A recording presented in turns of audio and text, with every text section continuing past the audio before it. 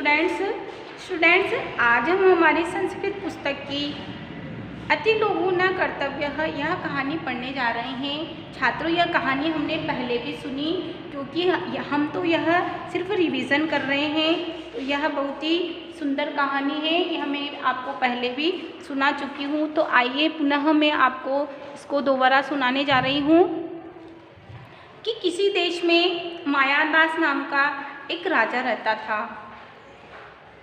वह बहुत ही लोभी था और इसलिए वह बिल्कुल गरीब के जैसा रहता था। एक बार कोई मुनि उसके महल में आया और उसके सत्कार से संतुष्ट होकर मुनि बोला कि हे राजन, तुम्हारी जो इच्छा हो वह वर मांग लो।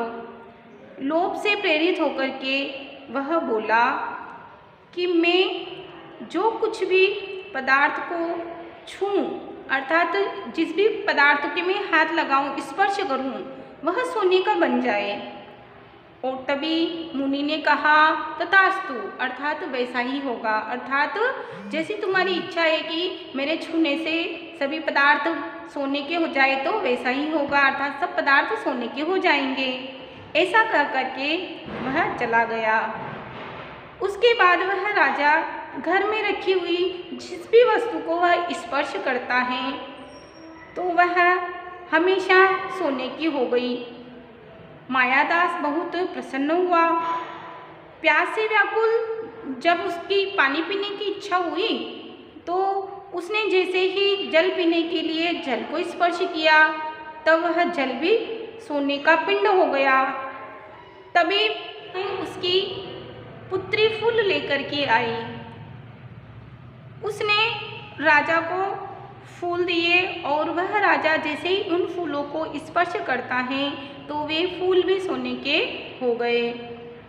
दुखी पुत्री को मायादास ने गोद में बिठा लिया, परंतु दुखी उस मायादास ने जब अपनी पुत्री को भी सोने से युक्त पाया तो वह मायादास बहुत अधिक दुखी हुआ और जोर से रोने लगा। उसी समय मुनि राजा के सामने आया और मायादास ने उसको निवेदन किया कि हे मुनि, कृपया आपका दिया हुआ वर वापस ले लीजिए। मुनि बोला, चिंता मत करो कि बगीचे से जल लेकर आओ, उसके जल के छिड़कने से सभी वस्तुएं वापस पूर्वावस्था को प्राप्त हो जाएगी, अर्थात जैसी पहले थी वैसी ही हो जाएगी। ऐसा कहकर वह अदृश्य हो गया, वहाँ से गायब हो गया।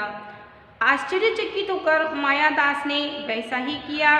सोने की वस्तु को अपनी सोने की जितनी भी वस्तुएं थी वापस वह अपनी प्रकृति को प्राप्त हो गई, अर्थात जैसी पहले थी वैसी ही वह हो गई। उसकी पुत्री भी अपने स्वरूप को प्राप्त हो गई और वह पिता के पास आई। मायादास ने लोभ को त्याग कर जीवन यापन करने की प्रतिज्ञा की।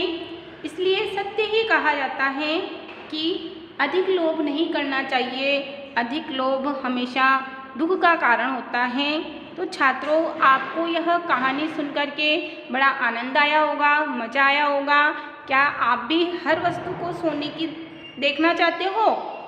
नहीं ना, क्योंकि यदि हम हर वस्तु सोने की देखना चाहेंगे तो हमारे खाने पीने आदि की सभी वस्तुएं भी सोने की होने से हमें भूखा रहना पड़ सकता है, प्यास से व्याकुल भी होना पड़ सकता है। इसलिए हमें इस कहानी से यह शिक्षा लेना चाहिए कि हमें कभी लालच नहीं करना चाहिए। लालच करने पे हमें दुखी होना पड़ता है, जैसा कि वह मायादास दुखी हुआ था और बाद में वापस उसने अपनी प्रतिज्ञा को वापस लौटाने की प्रतिज्ञा की। तो इसलिए छात्रों, आज हमें यह कहानी सुनाकर मज़ा आया और आपको सुनकर मज़ा आया होगा। तो इस प्रकार की अन्य कहानियाँ और आप पढ़ें और आनंद लें। धन्यवाद।